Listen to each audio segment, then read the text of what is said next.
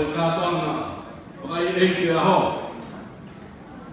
Ke whawhongai atu ai si kāinga o kau atoa. Ia pehe ke kāinga o rongo maroto. Tawatu tōru. Hawaka o tua. Tua tākirani. Kau mānga i kolonia o e koho iki. Makau whakautua atu pehe kia mei. Tawatu tōru. Ai e kua tō hono kakao, pia mi hei whare hāpo hofo. O e toa ko mā. Pia koe a hon, o ku whai a nanatu, pia mai ofa. E koku mau toi a te pē. Pia mi hei tāo si a, o whakamamo o atu ke koi. Tāo whakamia.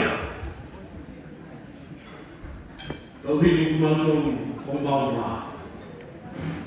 O heri ke whawhongai atu. Ia mai manatu meri e. Ke tangata eki ko mamao atu. Ne iroa pēr i tō ngā, o kau atoa. Pe ko wike rotu, tui tu pō. Pea mei hapai he. Malo.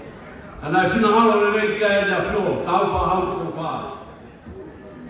E whanofu kia e kau atoa.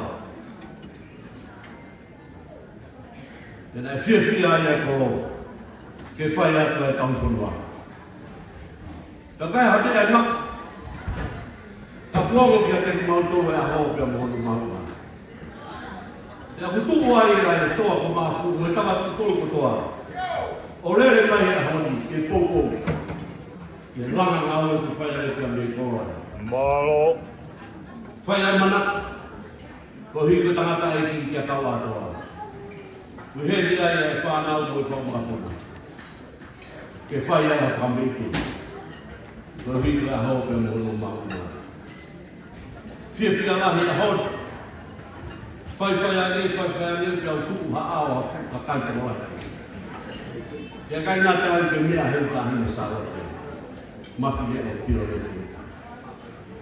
Ko ki botu ai me ngahi no tauno ki mea leo e Israel.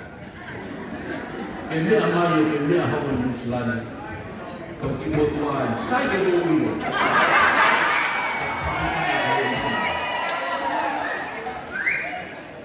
Ndero hau mou, mea me ko motu a, pe kai a taha kuala ke maa e mea lere a kahu e piru se sika.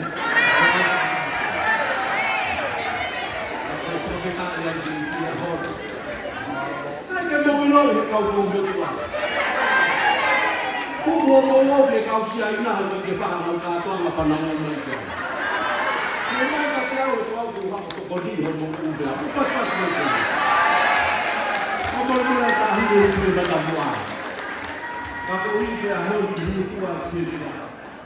Te roto ke mea e ho tonga katoa me kou motua katoa. No te resi ka au whao o kou tau ke meu ne re e mea lere bia hawa tahu.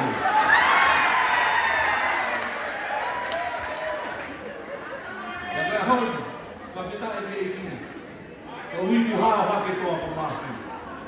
Maunoko ke rongo toi o pe ai. Ia te me mau whanki mea ko whakamuna ko whai ai. Koe a hon, mau kau he rau. Pea kourere mai o tūheni ke mahino o koulahi au ka mūsi i me tō. Pea kourere ki a lahi a he whainga mani kone o koulahi o kowaha ki mea lele a tahiro. Wang ko taha ke ia o kowaha ki te whakamahino ai o koulahi au i o katoa ho whakawhata. Kai ke, o mera kawa atoa ho whalaua ha kou whiawhia. Kia kei whaiai e mea kuaro ki ai toa ko māwhi. Kia kou hina e māwhana e honi. Kai kūpua ke whahoka e alo ki mokopuna kawa atoa. Kona ki teki. Kamore, tahine princess, tuku peke nā, lea. O atu mua e alo teki. Ke o atu e taha mai whaipuna. Te awange taha, te mai mokopuna. Ia kai mai o tina. Ia kahiri ia, ia te whakahoka atu, ai mau kāuna. Mu pas mai e maria ia.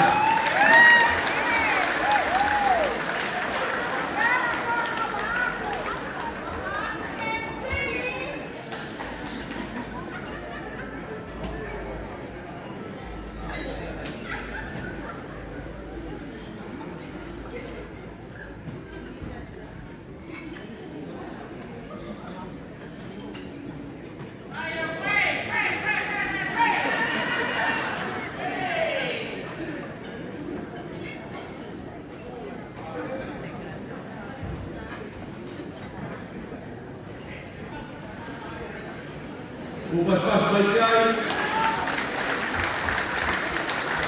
O tayo ng princess. Sama ng mga pinag-pinag-pinag. Kaya nalawag kita. O palahiyat. Kaya ito kay pagkakato ato ay ipamilite. Kaya mga puna ko yung kawato. Pagmulunulat. Kaya ito pinag-ulit ay mga po yung tuno ay ang mga at ito sa dalawa. Kaya ito talagang kita kaya siya. Hindi ko na yung mga